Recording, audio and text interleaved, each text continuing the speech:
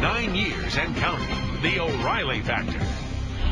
Thank you for staying with us. I am Monica Crowley, in tonight for Bill O'Reilly, who will be back tomorrow. And in the personal story segment tonight, a Factor exclusive with Scooter Libby, who was Chief of Staff for former Vice President Dick Cheney. Mr. Libby joins us now. Hi, Scooter. Hi, Monica. Hi. Pleasure to be here. All right, so let's talk about the Obama foreign policy, and I want to begin with Iran because it's certainly the biggest threat in the Persian Gulf, and I dare say the entire world.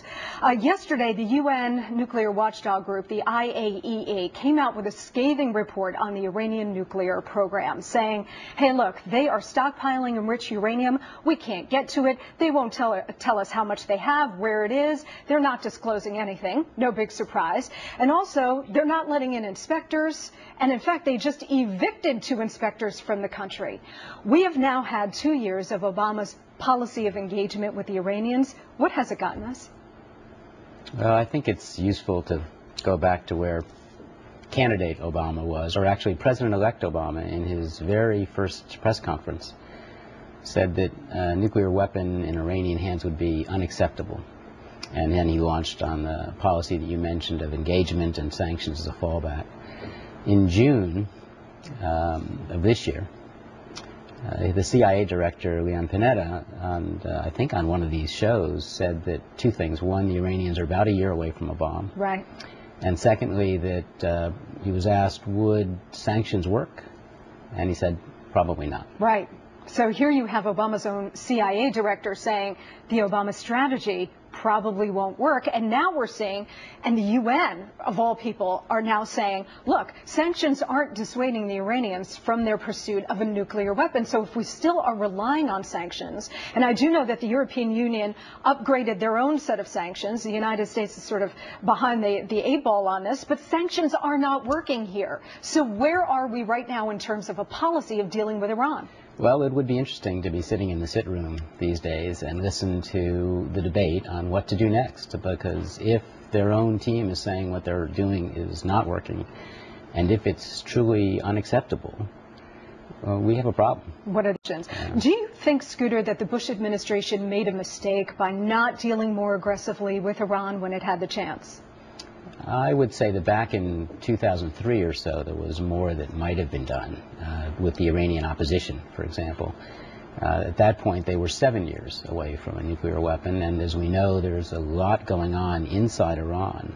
There's a crisis of legitimacy, of twofold crisis of legitimacy going on inside Iran.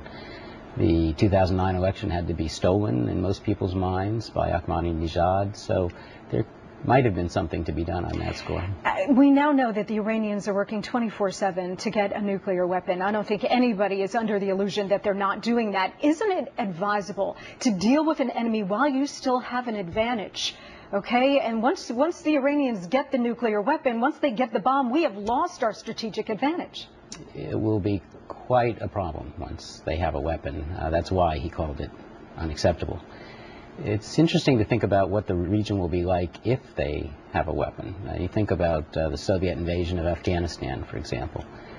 There's a reason that the world reaction was so mild to that invasion. When you think about the North Koreans sinking a South Korean ship, everything becomes more difficult when the bad guys have that type of an advantage. Scooter, you mentioned Afghanistan.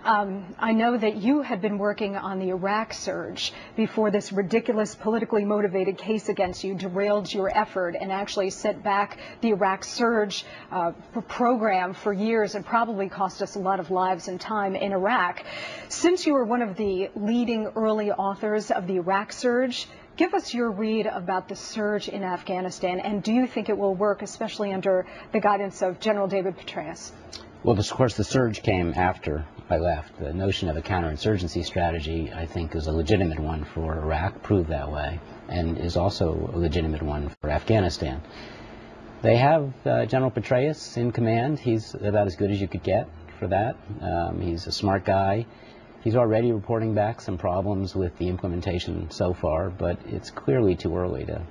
General Petraeus also just asked for 2,000 additional troops in Afghanistan. He just did that in the last 24 hours. What does that tell you about how the military leadership is perceiving this surge, and whether or not they're actually going to be able to stick to President Obama's timetable about starting to withdraw August of next year? Well, it's their job to win, and I believe that General Petraeus will do what he can to win. It's interesting what President Obama said when he started the Afghan surge back in April of 2009.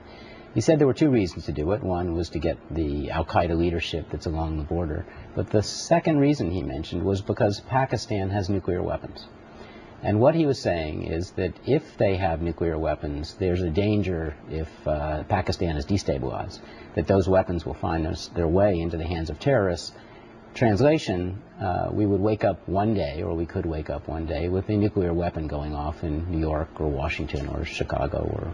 And that's the strategic value of Afghanistan, right? That is why he's, among the two top reasons, he said we had to have forces in Afghanistan. And so when you think about Iran having nuclear weapons, you know, if you liked Halloween 1, wait till the sequel reaches theaters near you. Do you think that President Obama has a clear, coherent foreign policy?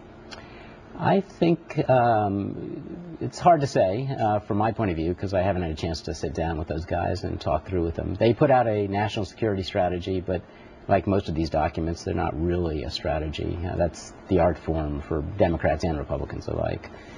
He has a worldview.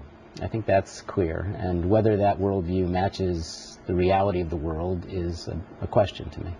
Scooter, final question for you. That absurd political witch hunt that you were subjected to during the Valerie Plame case, your sentence was commuted, but you never did, in fact, get a pardon. Are you still hopeful that eventually you might get a pardon? Well, Monica, I worked 13 years, maybe 12, something like that, for the federal government on national security. In that time, I met Czechs who had had their lives stunted under communism. I met Kurds who suffered under the atrocities of Saddam Hussein. I met American families who had lost kids overseas. I learned two things from this. One is the world's not just, and the second is it doesn't do a lot of good to whine. You're a class act, Scooter Libby, and had Monica Crowley been president of the United States, you would have gotten that pardon. I look forward to that campaign, Monica. Scooter, thank you very much, sir. Great to see you. And coming up